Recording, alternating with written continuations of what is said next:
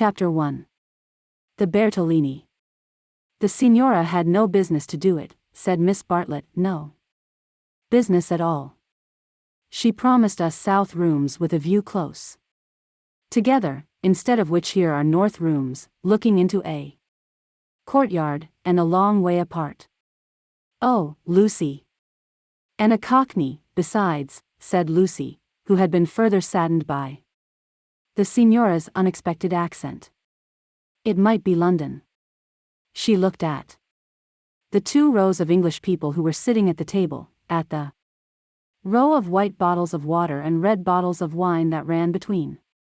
The English people, at the portraits of the late Queen and the late Poet Laureate that hung behind the English people, heavily framed, at the notice of the English Church, Rev.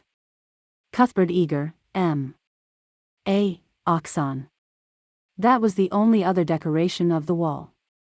Charlotte, don't you feel, too, that we might be in London? I can hardly believe that all kinds of other things are just outside. I suppose it is one's being so tired. This meat has surely been used for soup, said Miss Bartlett, laying down her fork. I want so to see the Arno. The rooms the Signora promised us in her letter would have looked over the Arno.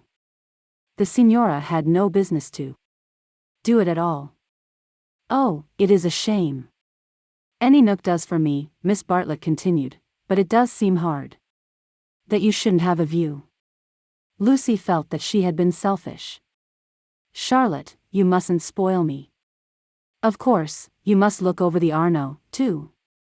I meant that. The first vacant room in the front, you must have it, said Miss Bartlett, part of whose traveling expenses were paid by Lucy's mother, a piece of generosity to which she made many a tactful allusion. No, no. You must have it. I insist on it. Your mother would never forgive me, Lucy. She would never forgive me.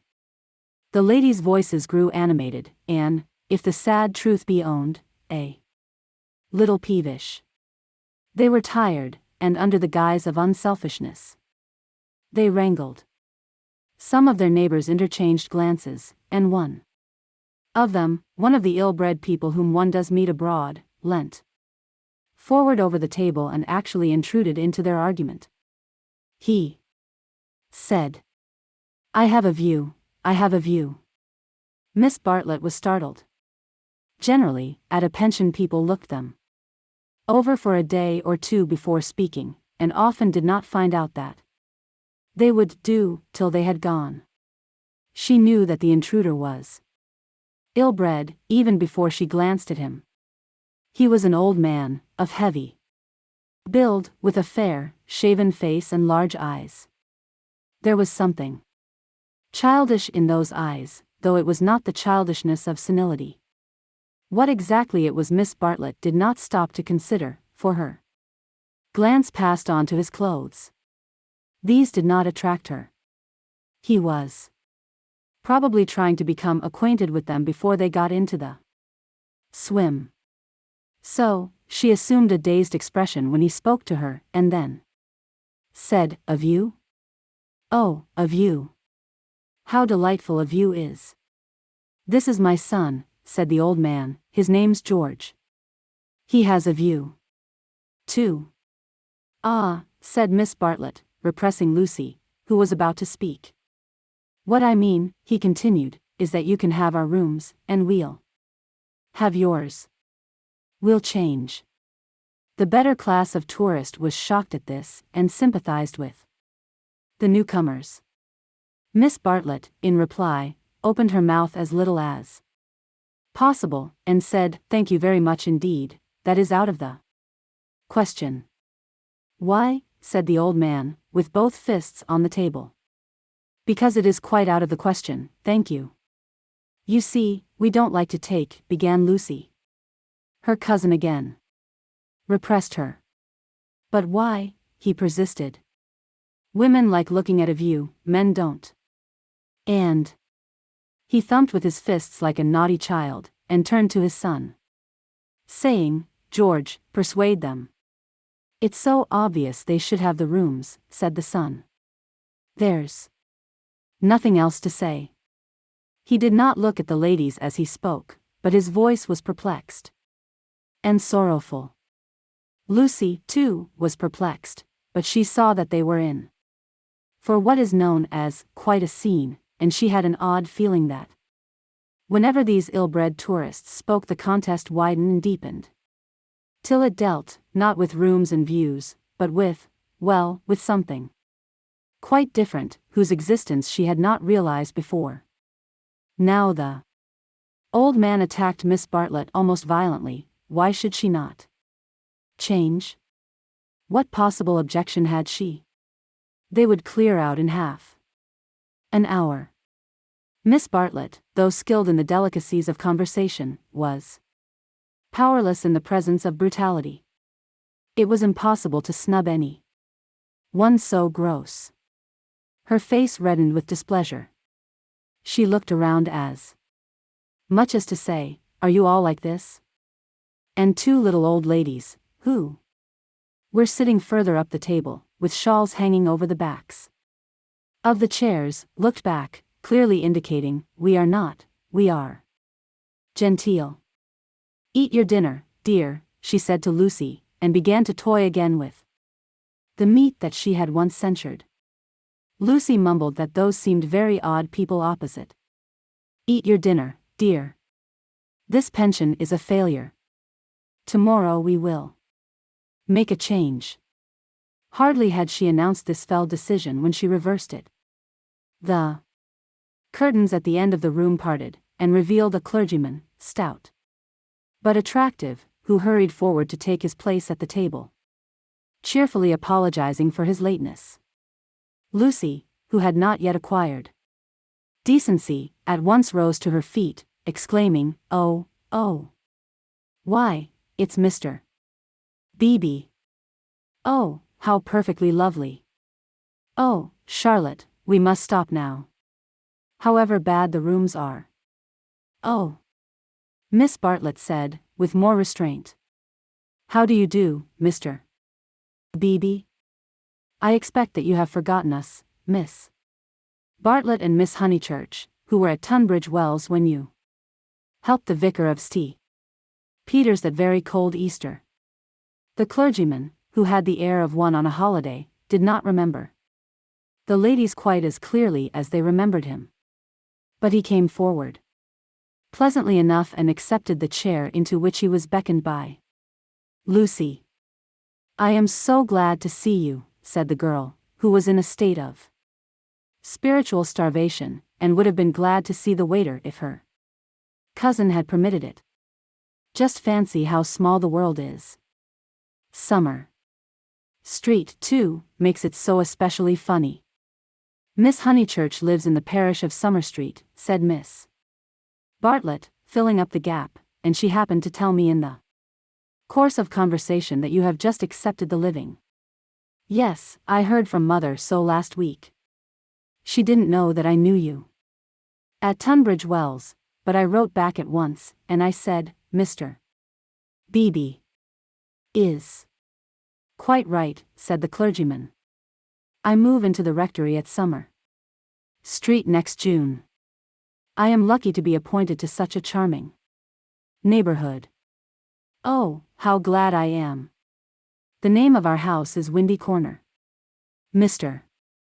Beebe bowed. "There is Mother and me generally, and my brother, though it's not often we get him to ch. The church is rather far off, I mean. Lucy, dearest, let Mr. Beebe eat his dinner." "I am eating it, thank you, and enjoying it." He preferred to talk to Lucy, whose playing he remembered, rather than to Miss Bartlett, who probably remembered his sermons. He asked the girl whether she knew Florence well, and was informed at some length that she had never been there before. It is delightful to advise a newcomer, and he was first in the field. Don't neglect the country round, his advice concluded.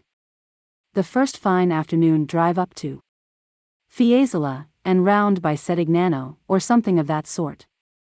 No, cried a voice from the top of the table. Mr.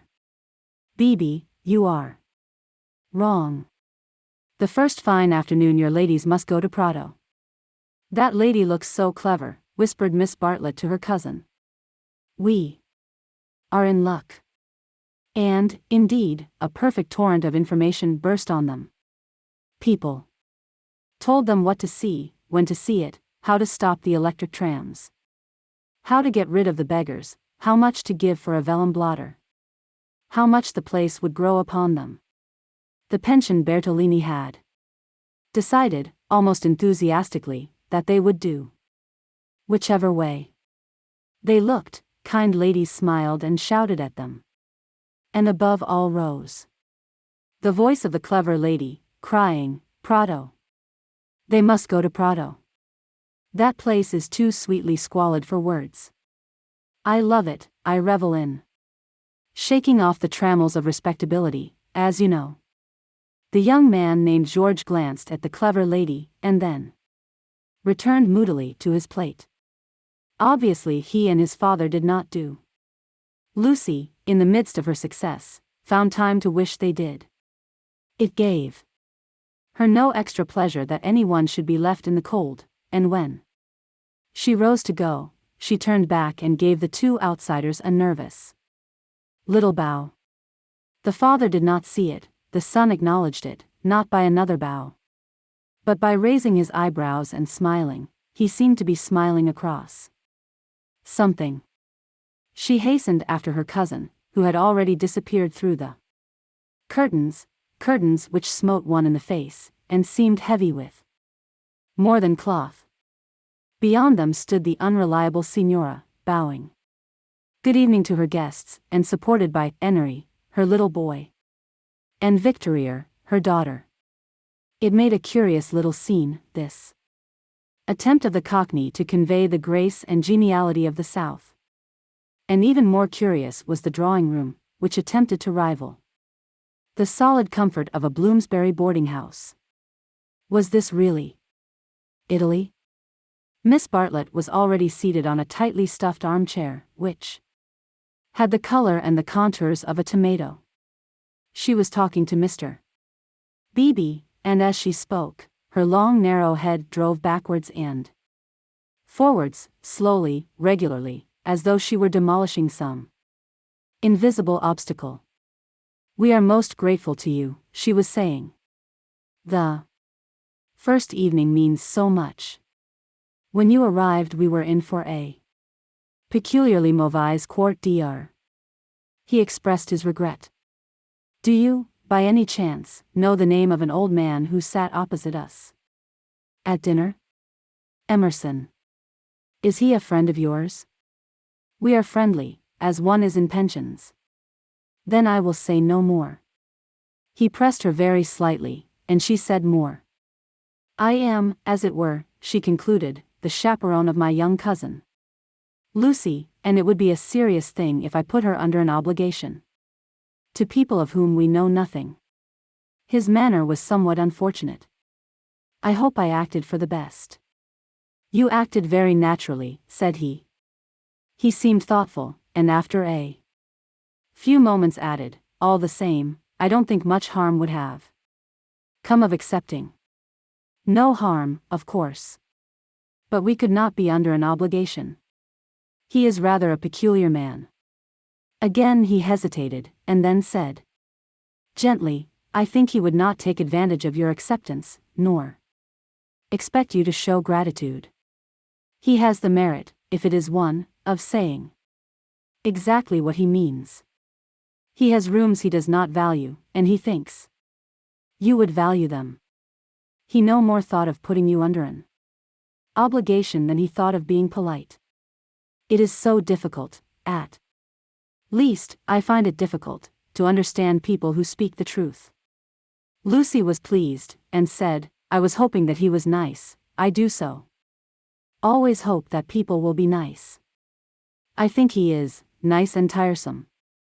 I differ from him on almost every point of any importance, and so, I expect, I may say I hope, you will differ.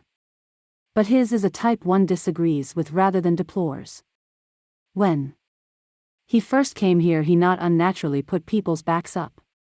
He has no tact and no manners. I don't mean by that he has bad manners, and he will not keep his opinions to himself.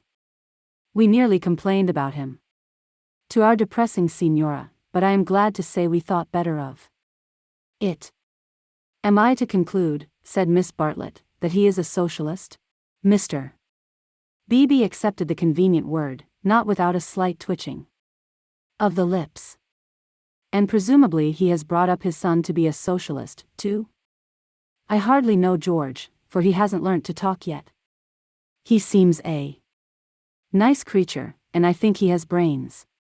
Of course, he has all his father's mannerisms, and it is quite possible that he, too, may be a socialist. Oh, you relieve me, said Miss Bartlett. So you think I ought to have accepted their offer? You feel I have been narrow-minded and suspicious? Not at all, he answered, I never suggested that. But ought I not to apologize, at all events, for my apparent rudeness? He replied, with some irritation, that it would be quite unnecessary, and got up from his seat to go to the smoking room. Was I a bore? Said Miss Bartlett, as soon as he had disappeared. Why didn't you talk, Lucy? He prefers young people, I'm sure. I do hope I haven't monopolized him. I hoped you would have him all the evening, as well as all dinner time. He is nice, exclaimed Lucy. Just what I remember. He seems to see good in everyone. No one would take him for a clergyman. My dear Lucia. Well, you know what I mean. And you know how clergymen generally laugh, Mr. Beebe laughs just like an ordinary man. Funny girl. How you do remind me of your mother. I wonder if she will approve of Mr. Beebe. I'm sure she will, and so will Freddie. I think everyone at Windy Corner will approve. It is the fashionable world. I am used to Tunbridge Wells, where we are all hopelessly behind the times. Yes, said Lucy despondently. There was a haze of disapproval in the air, but whether the disapproval was of herself, or of Mr. Beebe, or of the fashionable world at Windy Corner, or of the narrow world at Tunbridge Wells, she could not determine. She tried to locate it, but as usual she blundered. Miss Bartlett sedulously denied disapproving of anyone, and added, I am afraid you are finding me a very depressing companion. And the girl again thought, I must have been selfish or unkind, I must be more careful. It is so dreadful for Charlotte, being poor. Fortunately, one of the little old ladies, who for some time had been smiling very benignly, now approached and asked if she might be allowed to sit where Mr. Beebe had sat.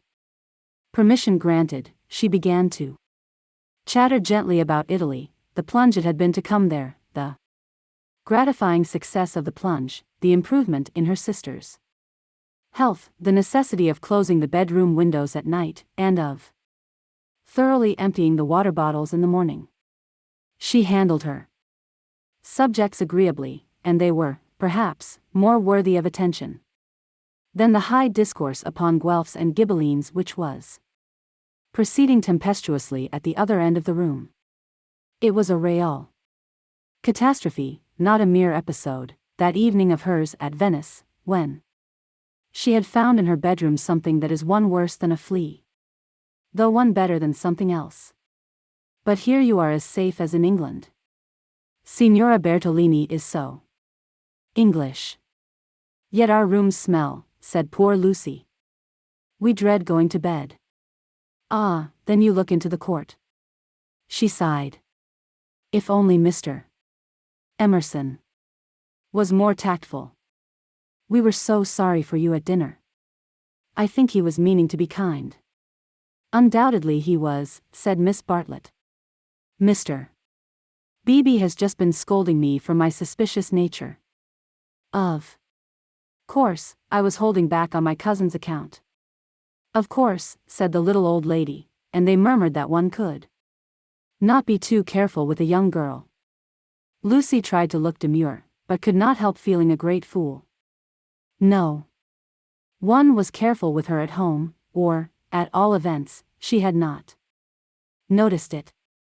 About old Mr. Emerson, I hardly know. No, he is not tactful, yet. Have you ever noticed that there are people who do things which are most indelicate, and yet at the same time, beautiful? Beautiful, said Miss Bartlett, puzzled at the word. Are not beauty and delicacy the same? So one would have thought, said the other helplessly. But things are so difficult, I sometimes think. She proceeded no further into things, for Mr. Beebe reappeared, looking extremely pleasant. Miss Bartlett, he cried, it's all right about the rooms. I'm so glad. Mr. Emerson was talking about it in the smoking room, and knowing what I did, I encouraged him to make the offer again. He has let me come and ask you. He would be so pleased. Oh, Charlotte, cried Lucy to her cousin, we must have the rooms now. The old man is just as nice and kind as he can be. Miss Bartlett was silent. I fear, said Mr. Beebe, after a pause, that I have been officious. I must apologize for my interference. Gravely displeased, he turned to go. Not till then did Miss Bartlett reply, my own wishes, dearest Lucy, are unimportant in comparison with yours. It would be hard indeed if I stopped you doing as you liked at Florence, when I am only here through your kindness.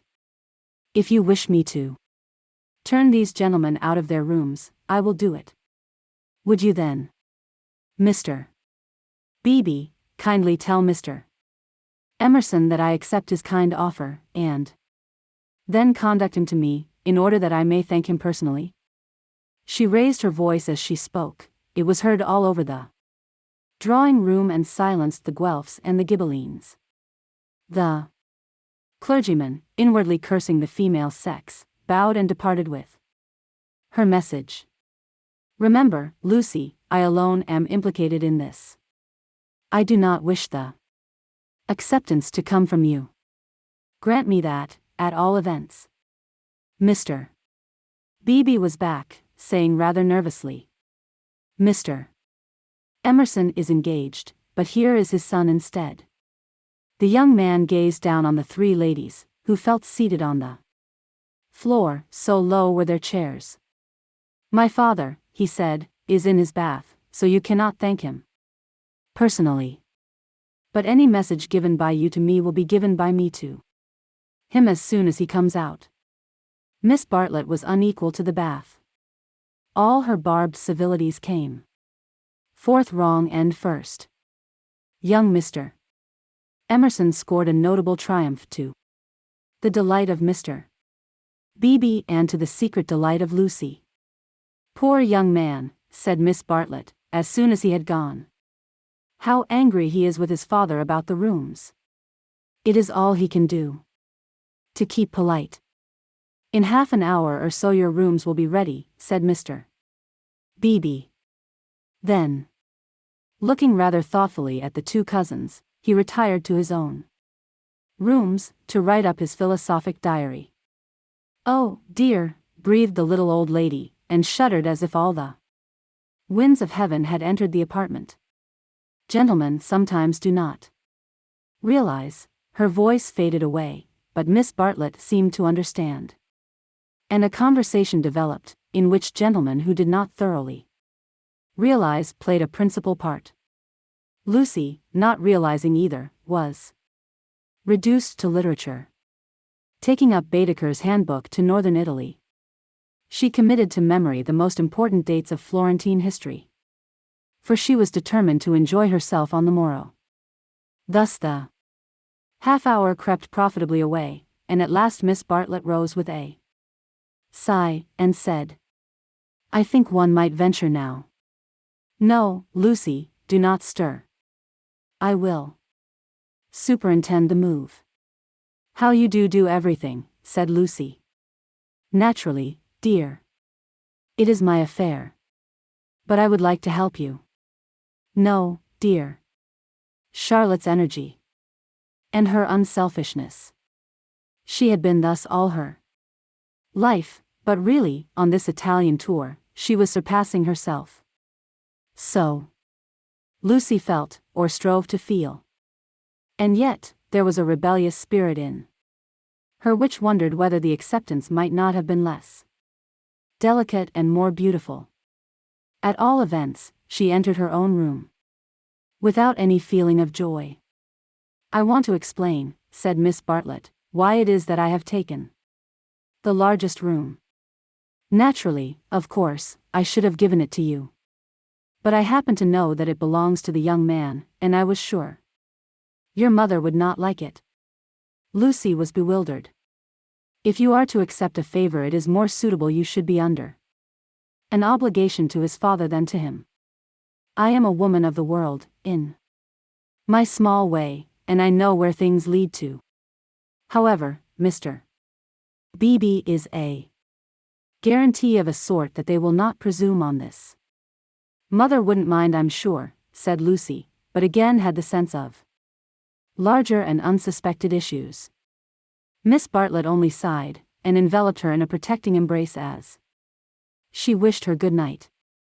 It gave Lucy the sensation of a fog, and when she reached her own room she opened the window and breathed the clean night air, thinking of the kind old man who had enabled her to see the lights dancing in the Arno and the cypresses of San Miniato, and the foothills of the Apennines, black against the rising moon.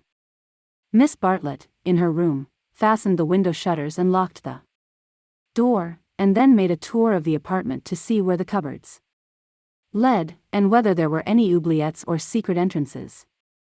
It was then that she saw, pinned up over the washstand, a sheet of paper on which was scrawled an enormous note of interrogation. Nothing more. "What does it mean?" she thought, and she examined it carefully by the light of a candle.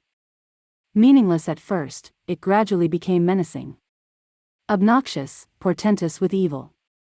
She was seized with an impulse to destroy it, but fortunately remembered that she had no right to do so, since it must be the property of young Mr. Emerson. So she unpinned it carefully, and put it between two pieces of blotting paper to keep it clean for him. Then she completed her inspection of the room, sighed heavily according to her habit, and went to bed.